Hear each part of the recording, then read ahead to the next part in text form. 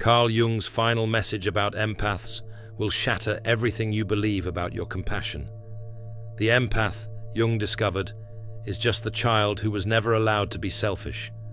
That overwhelming need to fix everyone, to absorb their pain, to disappear yourself for others, that's not spiritual gift. That's survival programming from a childhood where your needs were too much, your feelings too loud, your very existence conditional on serving others. But here's what makes Jung's insight revolutionary. He didn't see empaths as broken. He saw them as halfway through what he called individuation, the psychological journey toward wholeness. You already know this deep down.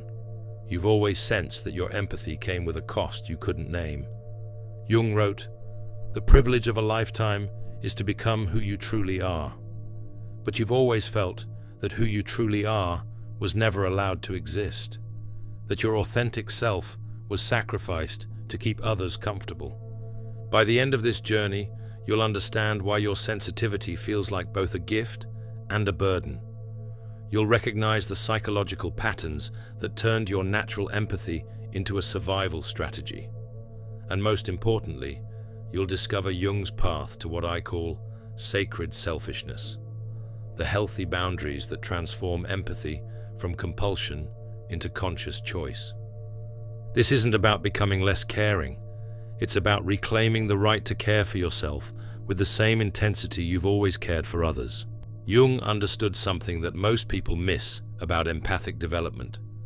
What we call empathy in adults often begins as what I call emotional hypervigilance in childhood, a survival mechanism that develops when a child's safety depends on constantly monitoring the emotional states of their caregivers. Think about this pattern: the child who learns to read their parents' moods before the parent even speaks, the little one who becomes the family emotional barometer, always sensing storms before they hit, the kid who learns that their own needs create tension, but anticipating others' needs creates safety. Jung called this premature ego adaptation, when children develop sophisticated psychological skills, not from healthy development, but from necessity. Your nervous system became a seismograph for danger, attuned to every emotional tremor in your environment. This isn't conscious learning. This is adaptive wiring. Your brain literally rewired itself for survival in an emotionally unpredictable environment. You developed what Jung termed psychological antennae, an extraordinary ability to sense what others feel and need. But here's what Jung discovered that changes everything. This survival adaptation came with a terrible cost: the suppression of what he called your authentic selfishness, the healthy narcissism that every child needs to develop a strong sense of self. Jung wrote, "The healthy individual is able to love himself as much as he loves others." But the future empath learned the opposite lesson. Love others more than yourself, because your needs are dangerous. If you learned to read the room before you could read books, comment below, "I was the family emotional detective." This creates what I call the empathic paradox.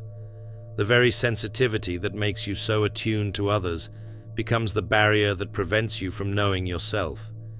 You became an expert in everyone else's inner world while remaining a stranger to your own. Jung understood that this pattern, while adaptive in childhood, becomes self-destructive in adulthood. The child who wasn't allowed to be selfish grows into the adult who can't advocate for themselves, set boundaries, or even identify their own needs. Jung made a startling discovery about what lies hidden in the unconscious of people with empathic patterns. In the shadow, the rejected parts of the psyche, he found not darkness, but what I call forbidden selfishness, the natural self-advocacy that was deemed unacceptable in childhood. Most empaths carry tremendous guilt about their shadow because it contains everything they were taught was wrong: anger, boundaries, saying no, putting themselves first, having needs, demanding respect. Jung called this shadow formation through moral conditioning. But here's Jung's revolutionary insight. These selfish impulses aren't pathological. They're the missing pieces of a complete personality. The empath who never learned healthy selfishness becomes what Jung termed a wounded healer, someone who gives from emptiness rather than fullness. Jung observed that empaths often unconsciously resent their own compassion. They give and give, but underneath, there's rage, there's exhaustion, there's a part of them that wants to stop caring, to walk away, to choose themselves for once. This isn't because they're bad people. It's because Jung's compensation principle is at work. The psyche is trying to balance the one-sided development by pushing the rejected qualities into consciousness. Think about what Jung called enantiodromia, the tendency for things to turn into their opposite when taken to extremes. The person who gives endlessly eventually becomes resentful. The one who never says no eventually explodes. The empath who refuses their shadow becomes bitter. Jung understood that integration of the shadow isn't about becoming selfish. It's about reclaiming the right to exist as a complete human being. The empath's shadow contains their sacred selfishness, the healthy ego strength that allows for authentic relationships. If you've ever felt guilty for wanting to put yourself first, comment, "My needs feel selfish, but they're not wrong." Jung wrote, "One does not become enlightened by imagining figures of light, but by making the darkness conscious." For empaths, the darkness isn't cruelty or narcissism. It's the simple, radical act of believing they matter as much as everyone else. Jung identified a specific crisis that empaths face in their psychological development. He called it the individuation imperative, the moment when the psyche demands that you become who you actually are, not who you learned to be for survival. This crisis often manifests as what I call empathic burnout, not just tiredness, but a deep soul exhaustion that comes from living inauthentically for years. Jung understood this as the psyche's rebellion against continued self-abandonment. The symptoms Jung documented are unmistakable. You can't fake caring anymore. The old motivations don't work. People's problems feel heavy instead of meaningful. You start resenting the very thing that once defined you, your willingness to help others. Jung saw this not as failure, but as psychological emergence. Your authentic self is trying to be born, but it requires dismantling the false self that was built around serving others. This is where Jung's concept of the transcendent function becomes crucial. The transcendent function is the psyche's ability to bridge opposites. In this case, the caring self and the self-caring self. It's not about choosing between empathy and selfishness. It's about integrating both into what Jung called individuated wholeness. Jung observed that empaths in this crisis often feel like they're betraying everyone by changing. People say things like, "You're not the same person anymore," or "You've become selfish." Jung understood this as the collective's resistance to individual development. But here's what Jung discovered about this process. The people who truly love you will support your individuation. The ones who resist it were benefiting from your self-abandonment. Jung called this differentiation anxiety, the fear that healthy boundaries will end relationships. Jung wrote, "The privilege of a lifetime is to become who you truly are." But for empaths, this requires what I call developmental courage, the willingness to disappoint people who preferred you diminished. If you've been told you've changed since setting boundaries, comment, "I didn't change, I just stopped hiding." Jung understood that this individuation crisis is actually a spiritual emergency, the soul's demand for authenticity. The empath who heeds this call doesn't become less caring. They become consciously caring instead of compulsively caring. Jung introduced a concept that most people misunderstand: sacred selfishness. This isn't narcissistic self-absorption. It's what Jung called the ethical obligation to become yourself, the recognition that your first responsibility is to your own psychological development. Jung wrote, "Your vision becomes clear when you can look into your own heart. Who looks outside, dreams. who looks inside awakes. For empaths, looking inside often reveals years of self-neglect disguised as virtue. What I call conscious selfishness involves several key elements that Jung identified as necessary for psychological health. First, emotional sovereignty, the recognition that you're not responsible for managing other people's feelings. Jung understood that taking responsibility for others' emotions actually prevents their psychological growth. Second, boundary consciousness, the ability to sense where you end and others begin. Jung called this ego boundary development, and he saw it as essential for both individual health and authentic relationship.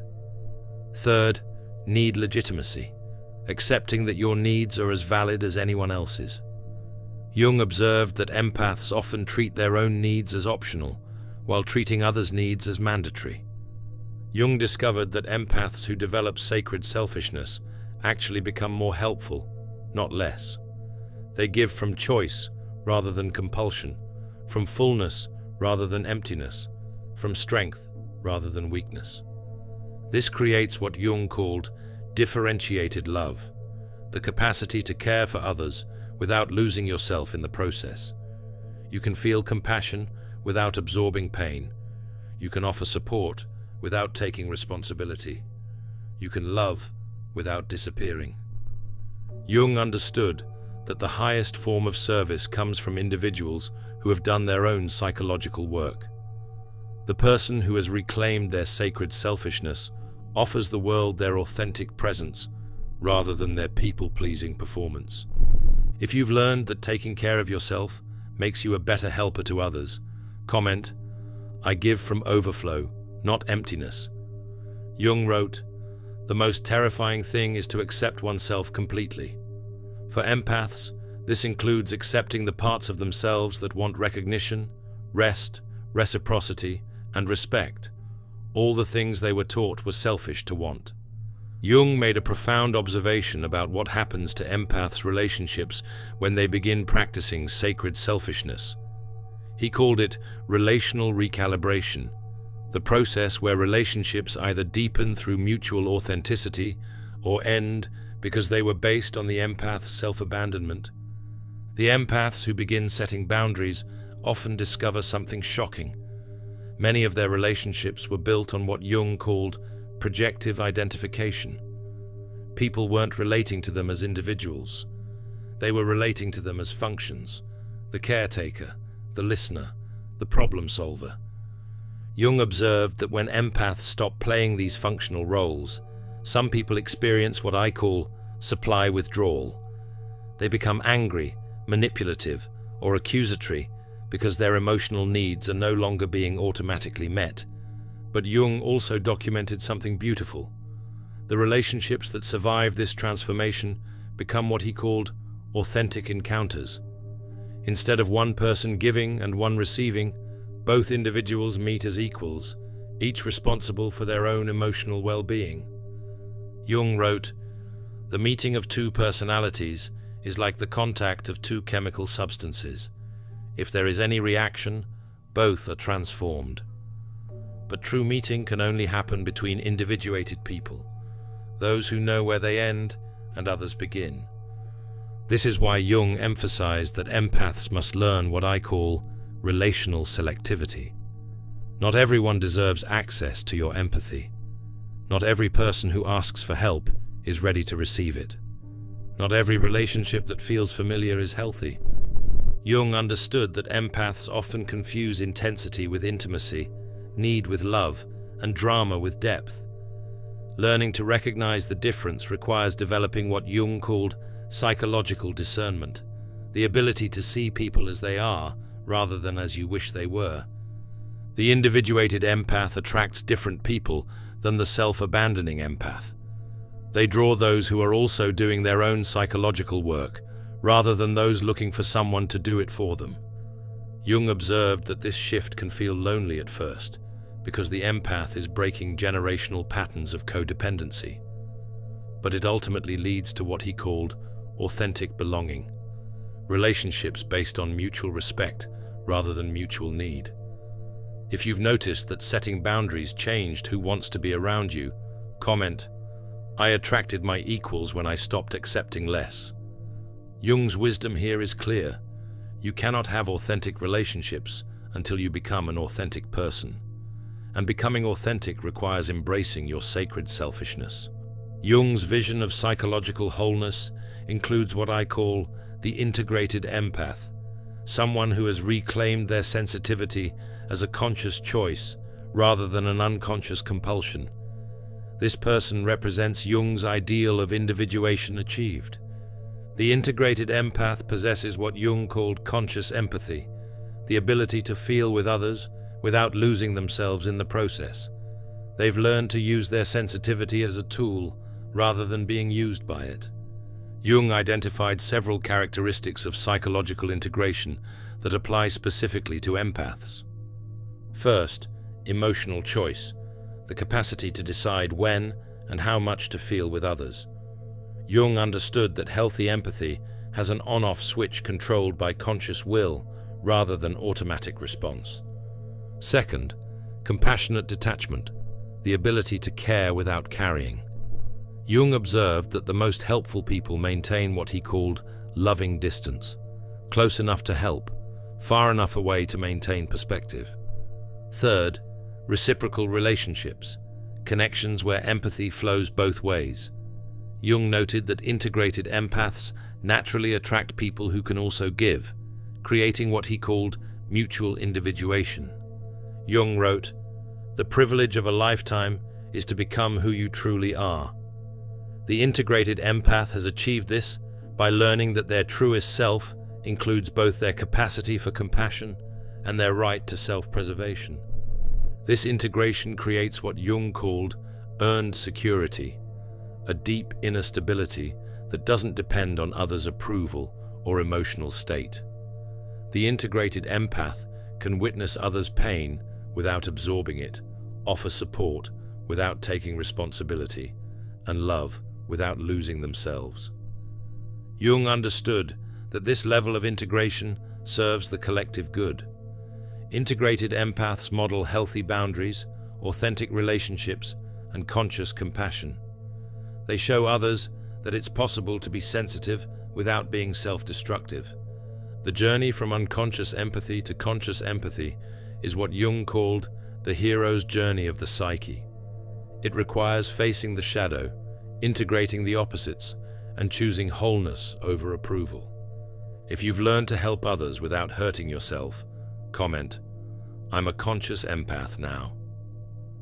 Jung's final insight about empaths is this: your sensitivity is indeed a gift, but only when it's offered from a place of choice rather than compulsion, strength rather than weakness, wholeness rather than woundedness. Jung's most profound discovery about empaths centers on what I call the freedom realization, the moment when you understand that your empathy was never about other people. It was about you trying to feel safe in an unpredictable world. Jung wrote, "Everything that irritates us about others can lead us to an understanding of ourselves." The empath's journey reveals that their hyper-responsibility for others was actually an attempt to control their environment, to prevent the emotional chaos they experienced in childhood. This realization can be both liberating and terrifying. It means recognizing that much of what you called love was actually psychological management, unconscious strategies to keep people calm, happy, and stable so you could feel secure. But Jung discovered something liberating about this realization. Once you understand that your empathy was a survival strategy, you can choose to keep it or transform it. You're no longer controlled by unconscious programming. You become what Jung called the author of your own psychological story. This freedom creates what I call authentic empathy, sensitivity that comes from love rather than fear, choice rather than compulsion, strength rather than vulnerability. The integrated empath feels with others because they want to, not because they have to. Jung observed that this transformation often triggers what he called existential guilt, the feeling that you're betraying your essential nature by changing. The voice in your head that says, "But I've always been the helper," or "People depend on me," or "What if no one loves me if I'm not useful?" But Jung understood this guilt as the final resistance of the false self that was built around serving others. He called it identity grief, mourning the version of yourself that was never real but felt familiar. Jung also identified what he called the freedom paradox, the discovery that having the choice to help makes helping more meaningful, not less. When empathy becomes voluntary rather than compulsive, it transforms from burden to gift. The truth Jung revealed is this: you were never meant to be an emotional caretaker for the world. You were meant to be a conscious individual who chooses when and how to offer your gifts. Your empathy was supposed to be a superpower, not a burden. Jung wrote, "The most terrifying thing is to accept oneself completely." For empaths, this includes accepting that they have the right to exist without constantly proving their worth through service to others. This acceptance creates what Jung called psychological sovereignty, the recognition that you are the ultimate authority on your own experience. No one else can tell you what you should feel, what you should give, or who you should be. Jung observed that empaths who achieve this sovereignty often go through what he called the reparenting phase, learning to give themselves the unconditional acceptance they never received as children. They learn to speak to themselves with kindness, to prioritize their own needs, and to celebrate their own achievements. This internal reparenting is crucial because Jung understood that you cannot give from emptiness indefinitely. The empath who learns to nurture themselves becomes capable of authentic nurturing of others. Jung also noted that psychological sovereignty often involves grieving the unlived life, mourning all the dreams, goals, and experiences you sacrificed to keep others comfortable. You might realize you chose careers, relationships, and life paths based on what others needed rather than what you wanted. But Jung saw this grief as necessary and healing. It's the psyche's way of honoring what was lost while making space for what wants to emerge. The empath who achieves this sovereignty discovers something remarkable. Their capacity for genuine compassion actually increases. When you're no longer bleeding yourself dry for others, you have more to give from a place of abundance. Jung observed that free empaths become conscious healers, people who help others from wholeness rather than woundedness. They no longer need to fix people to feel valuable. They no longer need to be needed. This creates what Jung called liberated love, affection that doesn't come with strings attached, help that doesn't create dependency, presence that doesn't require reciprocity. Jung's final message about empaths is clear. Your journey is not about becoming less sensitive. It's about becoming consciously sensitive. It's about reclaiming your empathy as a gift you choose to give rather than a debt you're compelled to pay. But Jung also warned about what he called the integration temptation, the urge to go back to old patterns when faced with others' discomfort with your new boundaries. He understood that growth requires staying committed to your truth even when others pressure you to return to your former self. Jung wrote, "The privilege of a lifetime is to become who you truly are." For empaths, this means recognizing that who you truly are includes both your capacity for compassion and your right to exist fully, completely, without apology. If you've realized your empathy is a choice, not an obligation, comment, "I choose when to care," and that makes it more powerful. Jung understood that the integrated empath becomes a beacon for others, not through self-sacrifice, but through self-realization. You show the world what it looks like to be both sensitive and strong, caring and boundaried, empathic and whole. The freedom to choose when and how to care is the ultimate gift Jung offered to empaths. It transforms sensitivity from a weakness that others exploit into a strength that you consciously deploy. The empath is just the child who was never allowed to be selfish, but now you understand what Jung really meant. Your empathy isn't your flaw, it's your unfinished development. You learn to use your sensitivity as a survival tool instead of developing it as conscious choice. Jung showed us that the path forward isn't about becoming less empathic. It's about becoming consciously empathic. It's about reclaiming what he called your sacred selfishness, the healthy ego strength that allows for authentic relationships and genuine service. You don't have to choose between caring for others and caring for yourself. Jung's individuation process shows you how to integrate both into psychological wholeness. The child who was never allowed to be selfish can grow into the adult who chooses when and how to give their gifts. Your sensitivity is indeed a superpower, but only when it comes from strength rather than survival, choice rather than compulsion, wholeness rather than woundedness. Jung spent his life proving that the most empathic people are those who have learned to empathize with themselves first. The next time someone tells you that you're too sensitive or that you've become selfish, remember Jung's wisdom.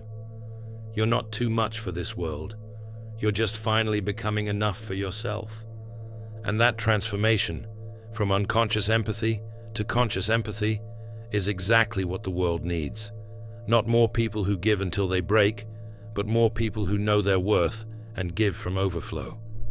If you want to explore more of Jung's insights about psychological transformation, check out my video, Why You Lost Interest in Your Hobbies, After Awakening, where we dive into how consciousness development changes your relationship with activities and interests. The empath who was never allowed to be selfish is finally free to choose. And that choice, to love yourself as much as you love others, is the most generous gift you can give to a world that desperately needs whole, conscious, integrated people. Thanks for watching. See you in the next dimension.